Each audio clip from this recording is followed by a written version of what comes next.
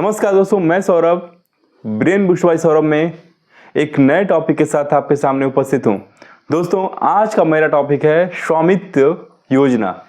दोस्तों, ये योजना क्या है और इस योजना से संबंधित जितने भी प्रश्न आपके मन में उठ रहे होंगे, वो सभी प्रश्नों का जवाब इस वीडियो के अंत तक जरूर मिल जाएगा। इस योजना का उद्देश्य क्या था, इस योजना का लाभ क्या है और इस योजना को गवर्नमेंट के द्वारा क्यों शुरू किया गया, ये सभी प्रश्नों के जवाब, इसके अलावा भी बहुत से प्रश्न जो आपके मन में होंगे, उस सभी का जवाब इस वीडियो के अंत में जरूर मिलेगा आपको। दोस्तों, स्वामित्व योजना की शुरुआत जो है वो 2020 में हुआ। उस समय कोरोना काल का समय चल रहा था। दोस्तों, यह योजना 24 अप्रैल 2020 को हमारे देश के प्रधानमंत्री श्री नरेंद्र मोदी जी के द्वारा शुरू किया गया।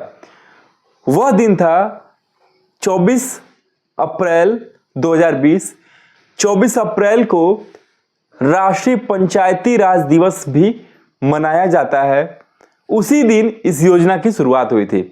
गवर्नमेंट के द्वारा इस योजना को शुरू करने का कारण कई पहलुओं पर था। अप्रैल में 2020 में कोरोना काल में लोगों का रोजगार छिन चुका था। उस समय लोगों के पास यह दिक्कत था कि वो बैंकों से ऋण प्राप्त करने के लिए क्या करें। बहुत से भाइयों के पास, जिसके पास रोजगार नहीं था, वो नौकरियों के छूट जाने के कारण अपना रोजगार भी शुरू नहीं कर पा रहे थे, क्योंकि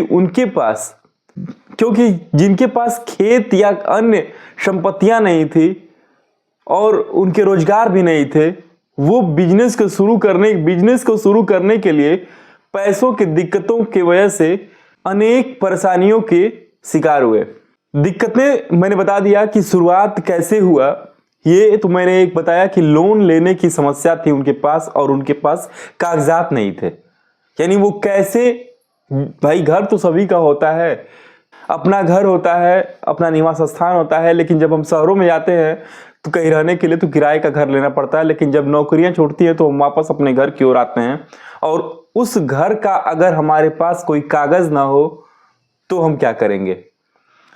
दोस्तों, इन तमाम समस्याओं, दोस्तों ये तो मैंने अभी एक पहलू बताया कि मेरे नाम पर मेरा घर है और मैं तब भी लोन नहीं ले पाता। लेकिन इसके अलावा भी बहुत सी प्रॉब्लम है जो गांव की आबादियों में होती है। दूसरी प्रॉब्लम दोस्तों ये होती है कि गांव में आबादी के बीच रास्ते नाली की समस्या होती है।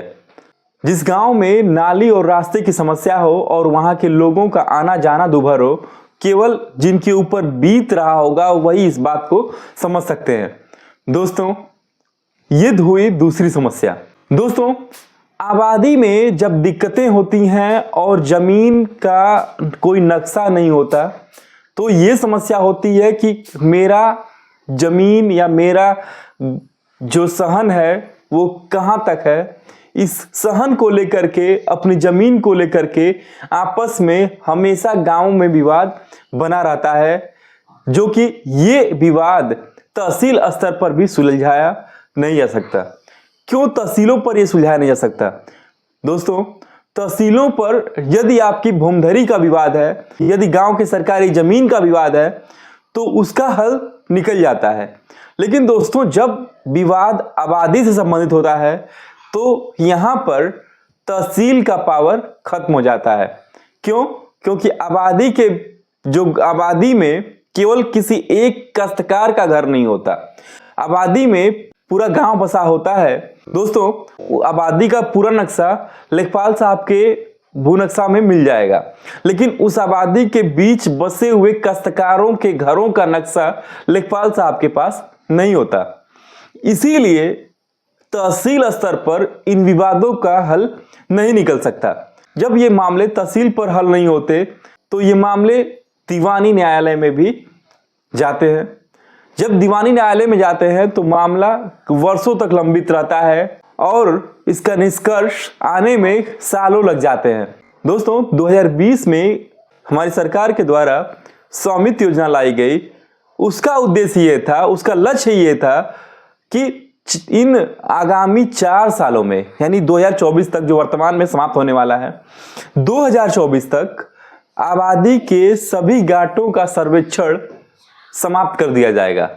और इसी को लेकर के घरौनी वितरण कार्यक्रम जो 27 दिसंबर को प्रस्तावित था, लेकिन हमारे पूर्व प्रधानमंत्री माननीय मनमोहन सिंह के निधन के कारण यह कार्यक्रम स्थगित कर दिया गया। इस वितरण कार्यक्रम में लगभग 50 लाख से ऊपर घरौनियों का वितरण सरकार के द्वारा किया जाना था। यानी घरौनी मतलब काश्तकारों के घरों का स्वामित्व, यानी स्वामित्व कार्ड।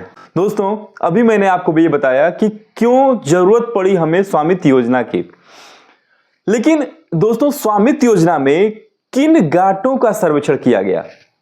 सबसे बड़ा प्रश्न यह है कि काश्तकारों के बीच में यह कंफ्यूजन है कि मेरा घर का सर्वे किया गया है या नहीं। दोस्तों, और अगर नहीं किया गया तो क्यों मेरे घर का सर्वे नहीं किया गया? दोस्तों, सबसे पहले हम ये बताना चाहते हैं कि 3 प्रकार के जमीन होती है। गांवों में 3 प्रकार के जमीनों में आबादियां बसी होती हैं। पहली, जो आपकी भूमधरी की जमीन है।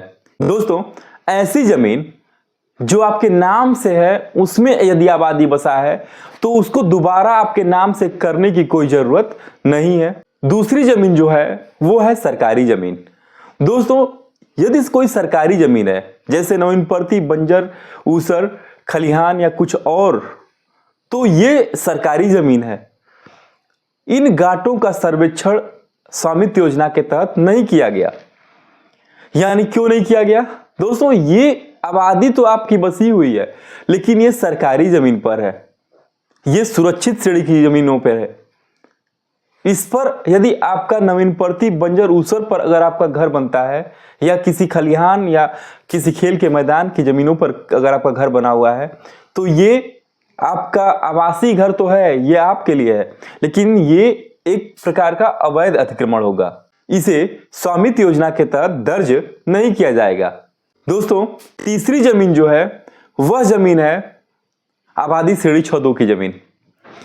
यानी आबादी श्रेणी 6-2, यानी खतौनी में श्रेणियां होती हैं, उस श्रेणी 6-2 में जो आबादी की जमीन है, यदि उन जमीनों पर आपका घर बसा हुआ है, उन जमीनों पर आपका घर बना हुआ है, तो ऐसी भूमि पर आपका मकान या आपका सहन या अन्य चकमार्ग, रास्ते, नाली जो भी है, उसे स्वामित्व योजना के तहत दर्ज किया जाएगा। दोस्तों, इस योजना का लाभ जितना काश्तकारों के लिए है, उतना ही लाभ गवर्नमेंट के लिए भी है। भविष्य में जब इन घरों को स्वामित्व योजना के तहत दर्ज किया जाएगा, तो उसके उपरांत काश्तकारों को तो लोन लेने में सहायता मिलेगी। यानी वो लोन ले सकते हैं, बैंकों में अपने कागजात को दिखा सकते हैं, जिसके तहत उनको आसानी से लोन प्राप्त हो सकता है, क्योंकि उनको खतौनियों की तरह घरौनी मिल जाएगी।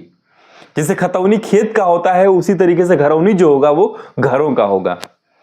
लेकिन दोस्तों, सरकार का भी इसमें एक अलग फायदा है। सरकार को भी एक कर निर्धारण का एक जरिया मिल जाएगा।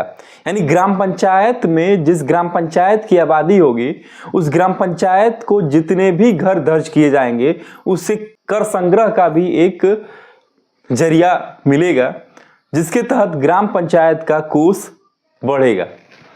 दोस्तों, आबादी श्रेणी 6-2 की क्या सभी भूमियों का सर्वेक्षण किया गया? मुख्य रूप से ये स्वामित्व योजना पंचायती राज विभाग और राजस्व विभाग के सहयोग से हुई, लेकिन पंचायती राज विभाग का योगदान कागजों में ही रहा, क्योंकि मौके पर उनके द्वारा, यानी उनके कर्मचारियों के द्वारा राजस्व विभाग के कर्मचारियों का सहयोग 9 के बराबर किया गया। इस योजना को पूरा करने में लेखपाल भाइयों को कई समस्याओं का सामना करना पड़ा। समस्याएं कई प्रकार की थीं। दोस्तों, पहली समस्या यह थी कि उन आबादी के गांठों को उस दिए गए मानचित्र पे, यानी कौन से मानचित्र पे? दोस्तों, स्वामित्व योजना जब शुरू हुई, उसके उपरांत भारतीय सर्वेक्षण विभाग के द्वारा गांव-गांव में जा करके ड्रोन के द्वारा गांव के आबादी का एक नियत ऊंचाई से फोटो लिया गया था। उन फोटोज को तहसील स्तर पर नक्शे के रूप में उपलब्ध कराया गया। तहसील स्तर पर लेखपाल के द्वारा नक्शे में जो आबादी के गाटे थे उन्हें लेखपाल के द्वारा अपने भू नक्शे के आधार पर चित्रित किया गया। दोस्तों, उसके उपरांत उस गाटे का, जिस गाटे का चित्रण किया गया है, उसका मौके पर आबादी पर जा करके उन गाटों का सर्वेक्षण किया गया कि यानी किसका मकान कहां तक बना हुआ है, रास्ते कहां है, नालियां कहां है, कैसे हर एक गाटे को रास्ते से कैसे जोड़ा जा सकता है। दोस्तों, इन सभी बातों को ध्यान दे करके लेखपाल के द्वारा उस नक्शे को तैयार किया गया। दूसरी दिक्कत ये थी जिसका हल निकालना मुश्किल है। आबादी के गाटे मिलजुमला नंबर में भी होते हैं, यानी क ख ग करके आबादी के गाटे दिए गए होते हैं, यानी 420 या 421 क, 421 ख, 421 ग। दोस्तों, 421 क यदि नवीन पड़ती है, 421 ख यदि किसी के नाम से भूमधरी है, 421 ग आबादी है। यदि ऐसे गाटों में क्या आबादी के गाटों का सर्वेक्षण किया जाएगा? दोस्तों, ऐसे दशा में मिलजुमला नंबर होने के कारण आबादी के गाटों का फर्दफाट किया जाना संभव नहीं, क्योंकि किस जगह मैं नवीनपड़ती दर्शाऊं, किस जगह मैं नाम वाली जमीन को दर्शाऊं और किस जगह मैं आबादी की जमीन को दर्शाऊं, ये संभव नहीं है।